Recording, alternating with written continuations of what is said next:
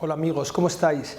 Bueno, estoy de nuevo con vosotros con un tema que me apasiona. Sabéis que a mí me encanta la venta y entiendo y siempre de alguna manera transmito el mensaje de que tenemos que vendernos constantemente y de que vender es servir y que vender es dar servicio y que vender también es ayudar a que nuestros clientes inviertan su dinero de la mejor manera. Entonces, en las últimas semanas he podido participar en un curso sobre algo que nos puede ayudar a vender y a entender las cosas de otro modo. A mí como coach me ayuda también a conocer mejor a mi coachee, me ayuda mejor a conocer a los equipos. Para vosotros, los que trabajáis desde el liderazgo, os ayuda a percibir o a intuir el lenguaje corporal. Y me parecía muy importante dedicaros una breve píldora en el que os pueda introducir a este tema tan apasionante y que si luego os apetece conocer más, pues no tenéis más que contactar conmigo y os facilito algunas direcciones. Hoy os presento en esta píldora la morfopsicología como herramienta de venta o como herramienta de conocimiento.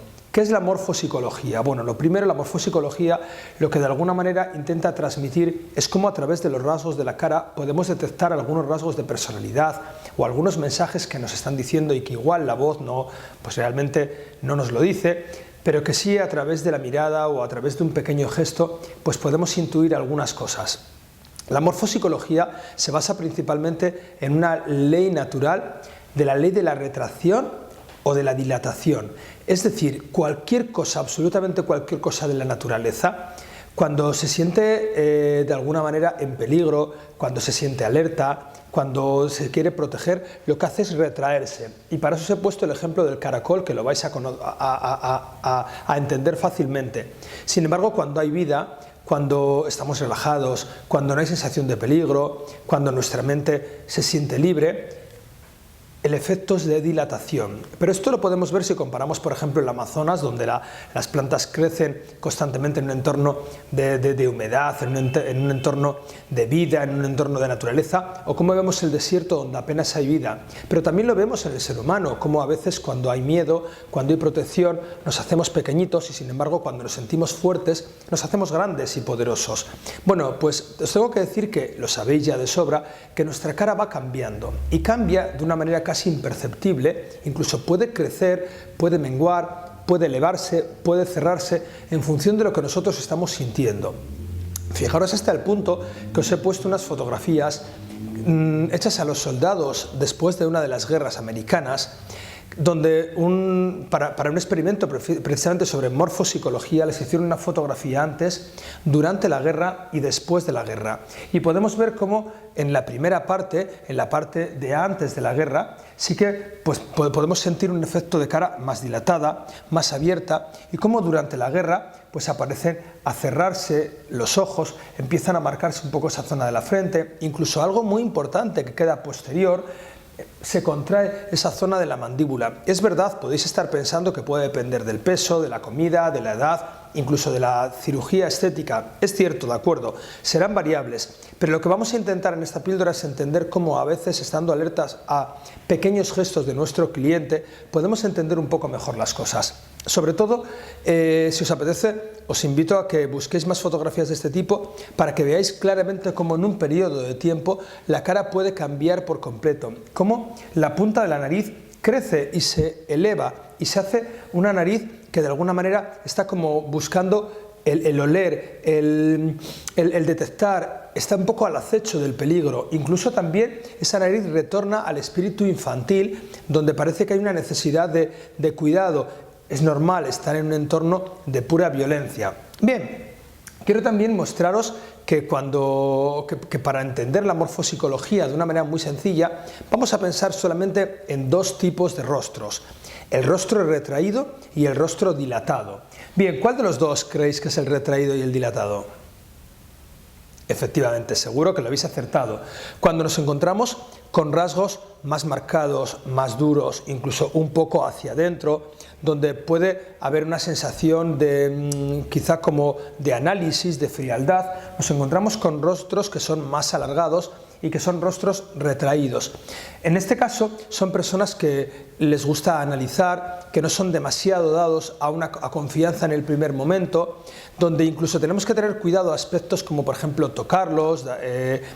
tocarles el hombro sin haber ganado la confianza con ellos. Hay que entender que los retraídos muchas veces se van a comportar como dilatados en los lugares en los que ellos se sienten cómodos. Esto es algo normal, mientras que las personas con un rostro dilatado ya de punto de partida van a generar más confianza, van a querer hablar en mayor medida, van a mostrarse de alguna manera más receptivos y más abiertos. Esto es genérico, evidentemente hay muchísimos tipos de caras y yo os animo a que entre vosotros pues empezáis a detectar si vuestro rostro es retraído o más dilatado. También tendríamos que tener en cuenta, pero eso es un poco más adelante, si os interesa el tema, os invito a que investiguéis en ello, cómo a veces vemos de perfil a nuestro cliente y cómo podemos encontrar esos aspectos retraídos o dilatados. Bien. Vamos a comentar algo importante y que quiero que observéis, porque ahí es donde nosotros vamos a detectar algunas cosas de qué está sintiendo nuestro cliente cuando lo estamos peinando, cuando le estamos haciendo preguntas o cuando le estamos proponiendo un servicio o un producto. La principal zona, lo que más o menos va de la parte alta de la nariz o del tabique nasal hasta la frente, es esa zona que se va a denominar zona de intelectual o cerebral, es donde el cliente está pensando, donde necesita razones, donde cuando nosotros vemos que esa zona la tiene relajada es porque igual estamos dando información, datos concretos. Es esa zona donde si vemos que el cliente pues a lo mejor frunce un poco el ceño o que el cliente pues a lo mejor está tocando esa zona, es que quizá el cliente necesite elementos que le den más razón, más lógica, más información. La zona intermedia, la que va desde el tabique nasal, más o menos hasta los labios, es la zona afectiva, la zona del sentimiento y de la emoción. Incluimos dentro de esa zona los labios también, porque es una zona donde el cliente le podemos ver claramente que se siente a gusto o que se siente enfadado, donde vemos que sonríe, donde vemos que está pensando, donde vemos que igual tiene muy cerrada la boca, por lo tanto a lo mejor quiere comunicar algo y no se atreve. Es esa zona sobre todo donde los sentimientos, el afecto, el amor, lo vamos a poder ver claramente. Y por último, ya de esa zona de la boca hacia abajo, es donde nos vamos a encontrar la zona de los instintos, esa zona un poco intuitiva, esa zona donde el cliente, fijaros en estos gestos, pues puede estar como